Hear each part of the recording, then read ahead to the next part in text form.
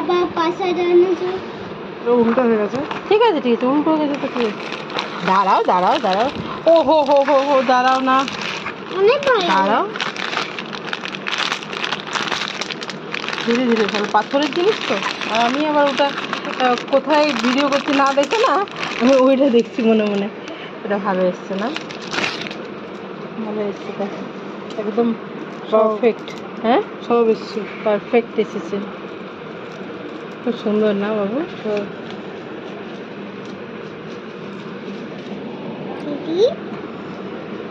মজা পড়ছে, ভালো লাগছে, একদম ভাঙা টাঙা নেই, মানে একদম পারফেক্ট এসেছে। দেখো কালারটাও সুন্দর লাগছে না, মানে লাল বলতে একবারে এই ইয়ের ব্লাড রেড টাইপের নয়, বল খুব সুন্দর লালটা, মারুনও নয় আবার। অনেক ফুটো, অনেক মজা লাগে। এটা খাটাও, অনেক মজা, নরম নরম বাবল ব্যাগ।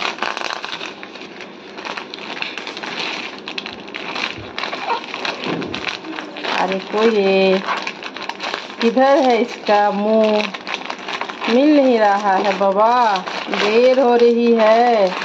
हाँ मिल गया मिल गया मिल गया मिल गया मिल गया।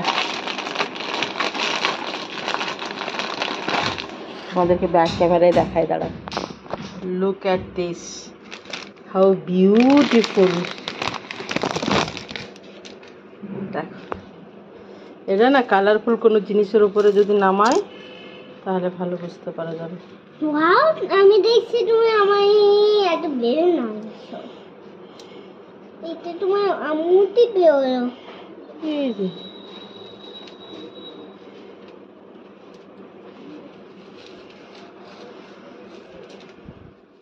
মিশো থেকে ওরে ওরম করে না, আর একটু আমার দিকে নিয়ে আয় না, সামনে ঠেলে। ধরো ধরো ধরো। ওরে বাবারে বাবারে বাবারে,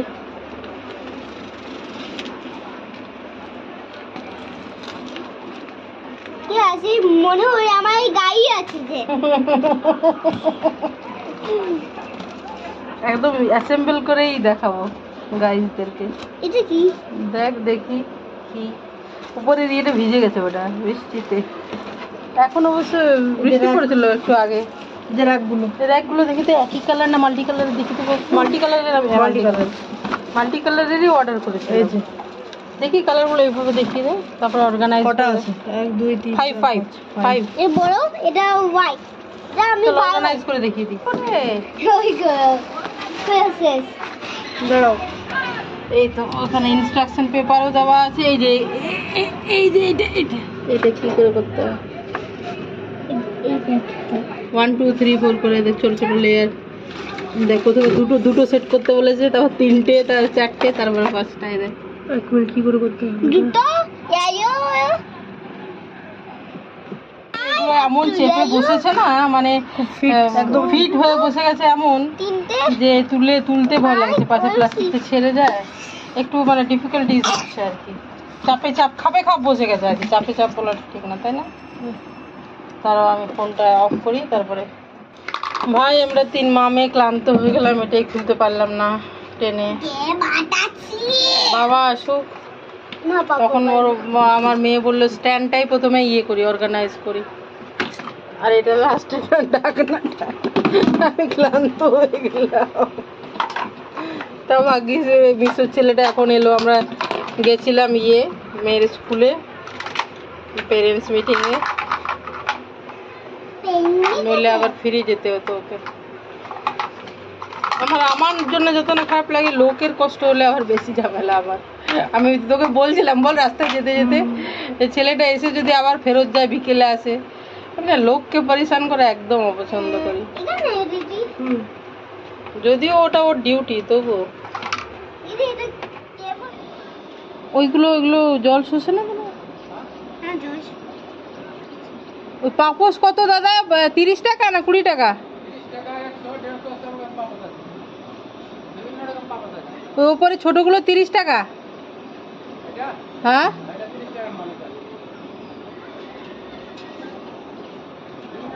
ওগুলো কি জল শুষে নেবে, মোছা যাবে আর কি ভালো। জানা বাথরুমের সামনেটার জন্য বেটা। হ্যাঁ হ্যাঁ জানা, ওগুলো নিয়ে আসবি, একটা নিলে একটাও নিতে পারিস, শুধু বাথরুম। হ্যাঁ হ্যাঁ হ্যাঁ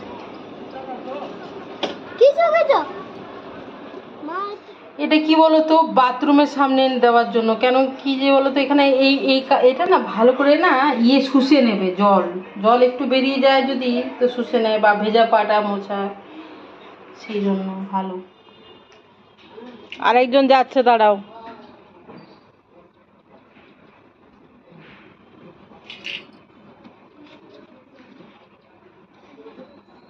देखो पहुंच गई छोटी बच्ची। देख सबाई ग्रीन পরেছে ওরা কোইন্সিডেন্টালি।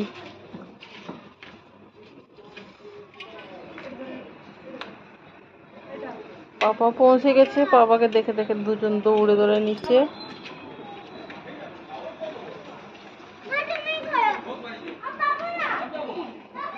দেখো শেষ পর্যন্ত ওর বাবা এসে ওগুলো খুলে আর অ্যাসেম্বল করলো ইয়েটা।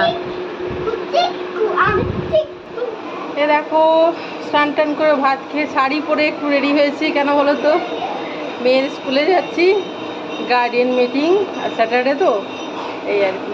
তো তিন মা মেয়ে যাচ্ছি, যেহেতু ওর বাবা বাড়ি নেই, কে রাখবে ছোট মেয়েকে, তিনজন একসাথেই যাচ্ছি, সঙ্গে থাকবে।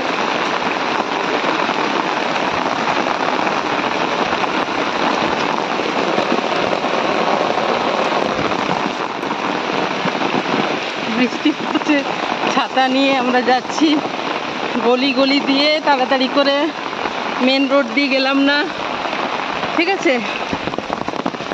ওরা দুইজন সামনে যাচ্ছে, ঠিক আছে, বাড়ি গিয়ে চেঞ্জ করে নেবো। যাই হোক, আসার সময় সেভাবে বৃষ্টি পাইনি, যাবার সময় পেলাম, অসুবিধা নেই।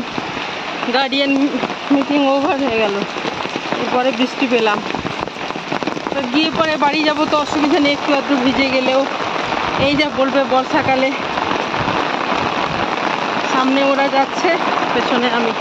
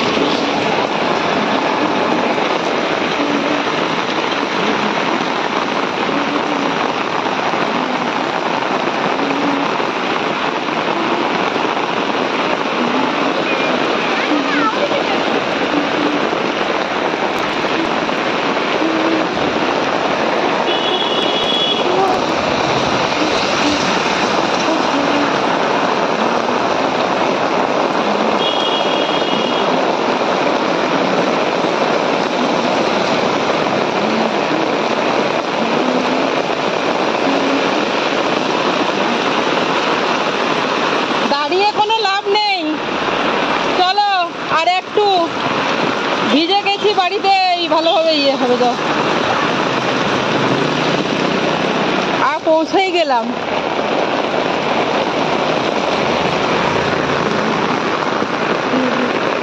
গলি গলি দিয়ে আমরা